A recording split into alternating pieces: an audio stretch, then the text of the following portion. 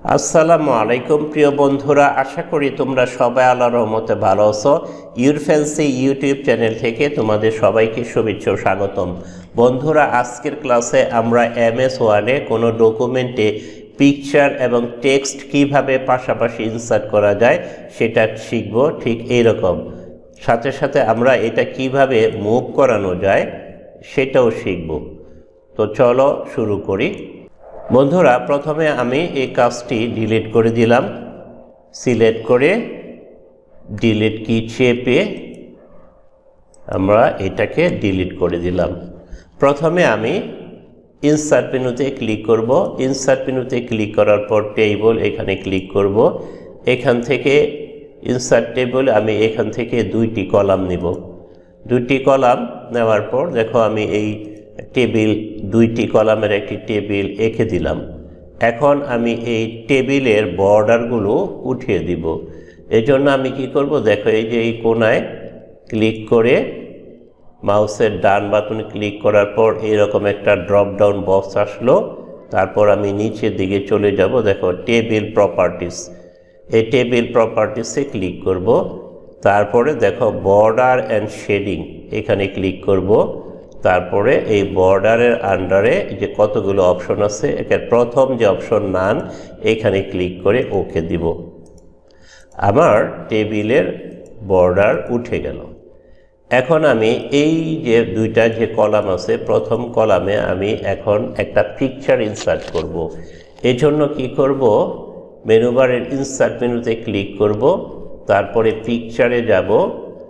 Picture আমরা দুই দিক থেকে আনতে পারি। একটা হচ্ছে ডিস্ক ড্রাইভ, অর্থাৎ আমার কম্পিউটারে যেই পিকচার আছে সেখান থেকে আমরা আনতে পারবো। আর অনলাইন পিকচার, অর্থাৎ অনলাইন থেকে আমরা পিকচার আনতে পারবো। তবে অনলাইন থেকে পিকচার আনতে হলে আমার ইন্টারনেট কানেকশন লাগবে।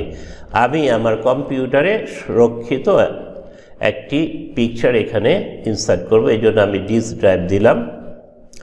এখন আমি যেখানে আমার পিকচারটা আছে আমি এখানে সিলেক্ট করে দিলাম। তারপর ইনসার্ট মেনুতে ক্লিক করলাম।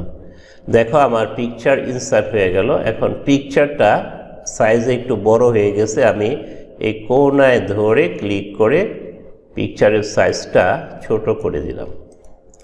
এবার এখন আমি এই যে ডান দিকে টেক্সট ইনসার্ট করব। আমি অলরেডি টেক্সট আমি এনে রেখেছি। আমি এটা সিলেক্ট করে কিবোর্ডের Ctrl+C দিয়ে তারপর এখানে কার্সরটা ইনসার্ট করে Ctrl+V দিয়ে আমি পেস্ট করে দিলাম। দেখো আমার পাশাপাশি পিকচার এবং টেক্সট ইনসার্ট হয়ে গেল।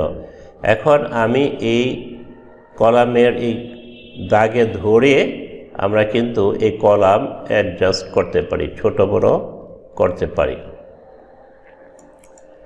তো এইভাবে তোমরা পাশাপাশি পিকচার এবং টেক্সট ইনসার্ট করবে। এখন দেখো এখানে একটা সমস্যা, আমরা কিন্তু এটাকে মুভ করাইতে পারতেছি না। এখন আমরা এটা কিভাবে মুভ করাবো সেটাই শিখব। এই জন্য আমি কি করব, আবার ইনসার্ট মেনুতে ক্লিক করব।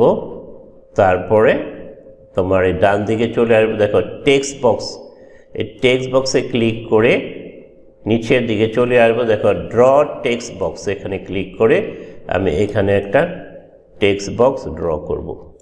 ড্র করার পর এই যে এই পিকচার এবং টেক্সট এটা আমি এই বক্সের ভিতরে ইনসার্ট করব। এই জন্য আমি কি করব, এই যে এই টেবিলটা সিলেক্ট করে মাউসের ডান বাটন ক্লিক করে কাটে ক্লিক করব। কাটে ক্লিক করার পর এই বক্সের ভিতরে কার্সরটা ইনসার্ট করে মাউসের ডান বাটন ক্লিক করে পেস্ট করে দিব। দেখো আমার পেস্ট হয়ে গেল। এখন টেক্সট বক্সটা আমি একটু বড় করে দেই। এবার দেখো আমরা এটাকে মুভ করতে পারি, যেখানে খুশি সেখানে মুভ করতে পারবো। আর একটা কাজ করবো, এই যে টেক্সট বক্সের যে তোমার বর্ডার আছে এটা আমি এখন উঠিয়ে দিব। এই জন্য আমি এই টেক্সট বক্সটাকে সিলেক্ট করে মাউসের ডান বাটন ক্লিক করে দেখো আমি ফরম্যাট শেপ এখানে ক্লিক করব। তারপরে লাইন, নো লাইন দিয়ে দিলাম। দেখো আমার টেক্সট বক্সের লাইন উঠে গেল। আমি এখন দেখো যেখানে ইচ্ছে সেখানে আমি পিকচার এবং টেক্সটের যে একসাথে আমি ইনসার্ট করেছি সেটা আমি বসিয়ে দিতে পারবো যে কোনো স্থানে। তো বন্ধুরা, আশা করি আজকের এই ছোট লেসনটি তোমাদের ভালো লেগেছে। যদি ভালো লেগে থাকে তাহলে লাইক করো, কমেন্ট করো, শেয়ার করো, সর্বোপরি সাবস্ক্রাইব করো। তোমাদেরকে অসংখ্য ধন্যবাদ জানিয়ে এবং আগামী ক্লাস দেখার আমন্ত্রণ জানিয়ে শেষ করছি। আল্লাহ হাফেজ।